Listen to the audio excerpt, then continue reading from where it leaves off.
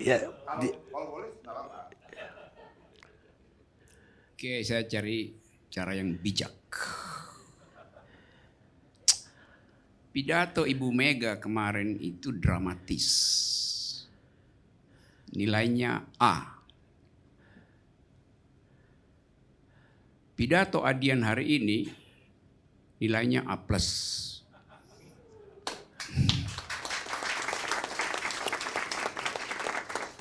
A untuk retorika, plus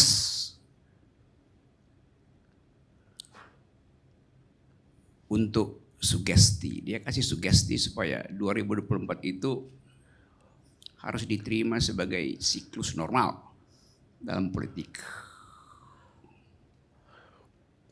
Itu adalah Bang, maaf Bang, tafsir lagi Bang. Kenapa Abang tidak tanya langsung sama aku? Kita cuma berjarak 2 orang, kenapa harus ditafsirkan? Tanya saja sama aku, apakah aku mengatakan itu untuk seperti yang Abang katakan? Saya ganti cara saya bicara. Sekarang saya mau analisis gesturnya Adian. Nggak boleh. Tunggu. Begini loh Bang. Ada banyak kesempatan kita untuk tanya saja langsung, maksud gesturmu apa? Oke, maksud pernyataanmu apa? Tapi kita tidak mau mencari kebenaran. Kita suka berretorika dalam tafsir demi tafsir. Lalu kemudian rakyat mendengar di sana dan menjadi panas. Sementara kita keluar dari sini bersalaman. Tidak sehat dong. Tidak sehat. Tanya, maksud gesturmu apa Adian? Pernyataanmu apakah 2024 itu mau kau jadikan sebagai sebuah siklus yang harus diterima? Tidak. Saya ingin menyampaikan itu kesepakatan kita 2024. Bukan keinginan Adian.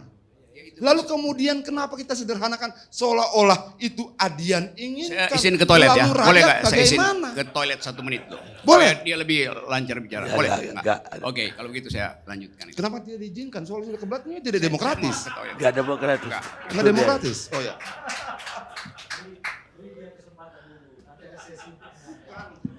Jangan menafsirkan Adian. Ya, ada tapi Adiannya, tanyakan saja. Ada waktunya nanti untuk menyanggah Oh, itu. siap. Itu etika berdialog namanya. Etika berdialog jangan menafsirkan orang. Ya, ada nanti waktunya bagi dirimu untuk menyanggah itu. Oke.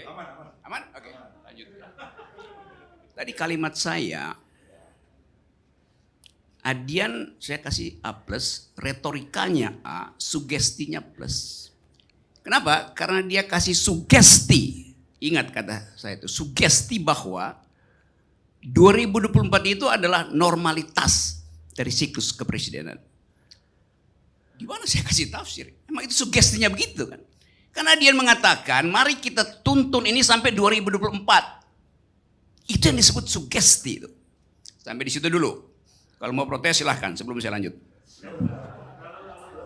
Ketika dikasih kesempatan dilarang yang ini, jadi bingung saya. Enggak terus. Ada kesempatan? Rocky, lanjut Bang Rocky. Nggak ada Rocky lanjut. kesempatan. Dia kasih kesempatan sama saya. Kenapa keberatan yang lain? Bang Karni, saya kira biar lanjut Bang.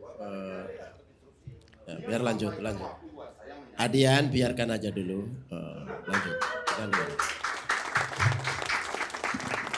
Abang, Yang terakhir. aku tetap tenang Bang.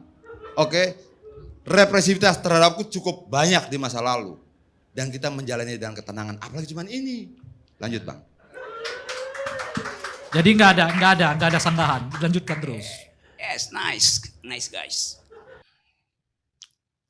Tragedi Yunani itu.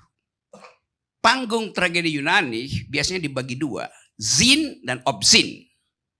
Di depan dan di belakang. Sin artinya layar. Dan di belakang ya layar. Bahasa Inggrisnya obscene. Dari kata obscene, di belakang layar. Tapi dari kata itu juga timbul kata obscenity. Apa artinya obscenity Pak Profesor? Oke. Supaya saya dapat klarifikasi tentang peristilan. Obscenity artinya kemaksiatan. Di belakang panggung orang bisik-bisik kemaksiatan. Itu ditutupi agar supaya publik tidak tahu yang disebut sebagai keburukan, pengkhianatan, kerakusan, segala macam. Yang dilihat hanya yang di depan panggung. Itu teknik di dalam Greek tragedy. Peristiwa PDIP jadi problem publik karena yang obscenity itu justru yang terlihat. Dan itu yang diulas orang itu, bukan soal karakter. Tetapi kita mau bedakan dulu bahwa akhirnya orang tahu bahwa oh itu sebetulnya problem kemaksiatan politik di dalam semua peristiwa politik. PDIP diseret dalam tafsir itu oleh pengamat, bahkan pengamat asing yang hanya mendengar berita itu.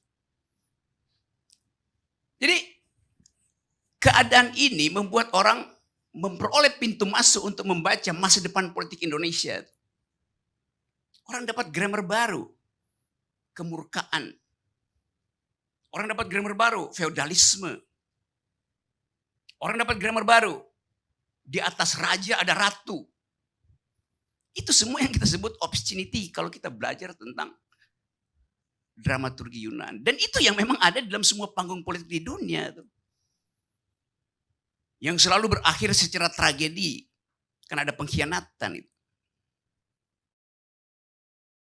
Karena ada pengkhianatan itu.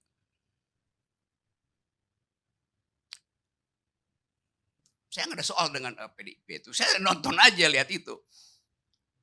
Tetapi di belakang Greek tragedy itu, atau sebut aja PDIP tragedy,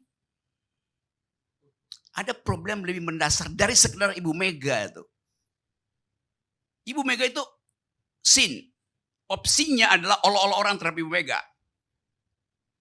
Yang sudah diterangkan oleh Adian. Tetapi ada panggung lain, yaitu di bawah panggung itu soalnya. Yaitu berebut tiket untuk pergi pada pertandingan politik 2004. Berebut tiket. Kenapa harus berebut tiket?